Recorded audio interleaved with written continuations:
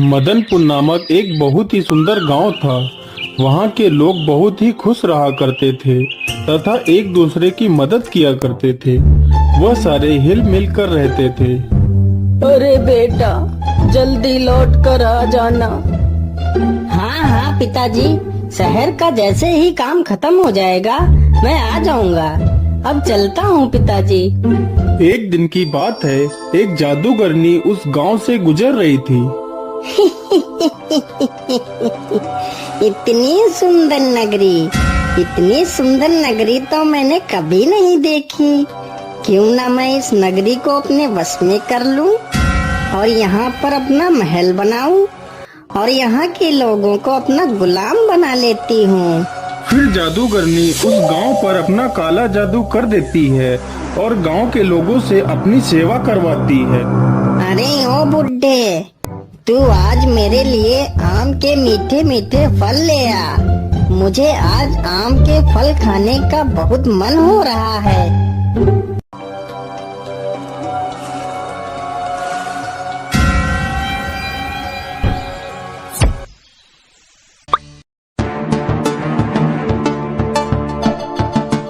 अरे पिताजी, देखो मैं आ गया। आप इधर कहाँ जा रहे हो? आप कुछ बोल क्यों नहीं रहे हो? आपको क्या हुआ पिताजी?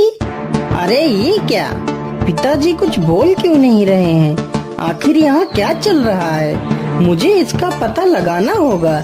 लेकिन पिताजी इस ओर कहाँ जा रहे हैं? चलो देखता हूँ।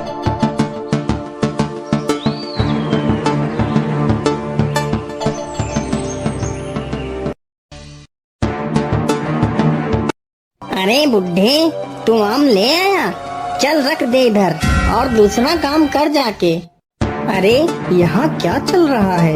ये औरत कौन है? मुझे साधु बाबा के पास जाकर पूछना चाहिए। बाबा आंखें खोलो बाबा, बाबा मेरी मदद करो, बाबा उठो। क्या हुआ बेटा, तुम इतना शोर क्यों मचा रहे हो? तुम्हें क्या समस्या है? बाबा, हमारे गांव के लोगों को क्या हो गया है? मेरे पिताजी को क्या हो गया है? वो मुझे पहचान क्यों नहीं रहे हैं? और बाबा, महल में वो औरत कौन है? जब मैं यहाँ से शहर गया था तो यहाँ पर कोई महल नहीं था। ये सब अचानक से क्या हो गया है बाबा? मैं कुछ समझ नहीं पा रहा हूँ।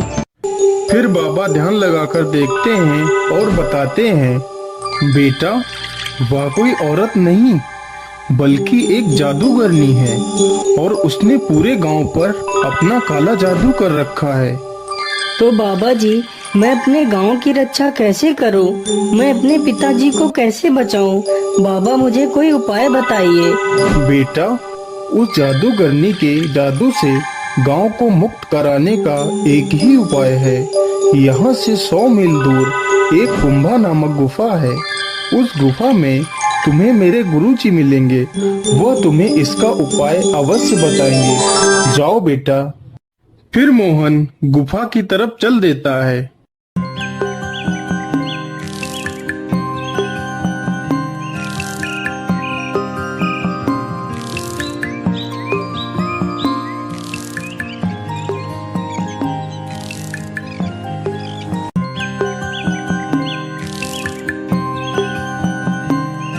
मोहन गुफा में पहुंचकर साधु बाबा को सारी बात बताता है। बेटा ध्यान से सुनो, यहाँ से कुछ ही दूर पर एक जादुई पेड़ है। उस पेड़ में ही उस जादूगरनी की आत्मा है।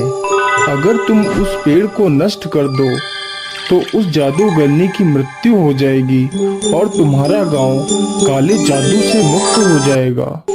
लेकिन बाबा, मैं उस पेड़ को पहचानूंगा कैसे? बेटा, उस पेड़ को पहचानना ज्यादा मुश्किल नहीं है। उस पेड़ के चारों तरफ एक अलौकिक प्रकाश जगमगा रहा होगा। ठीक है बाबा, मैं चलता हूँ। मुझे आशीर्वाद दीजिए।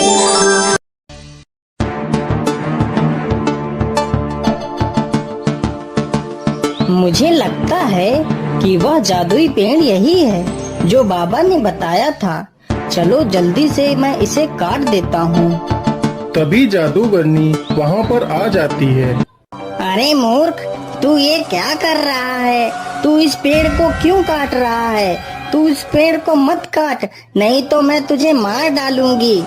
लेकिन मोहन उसकी एक नहीं सुनता है और पेड़ को काट देता है। पेड़ के नष्ट होते ही जादूगरनी का काला जादू समाप्त हो जाता है और जादूगरनी मर जाती है।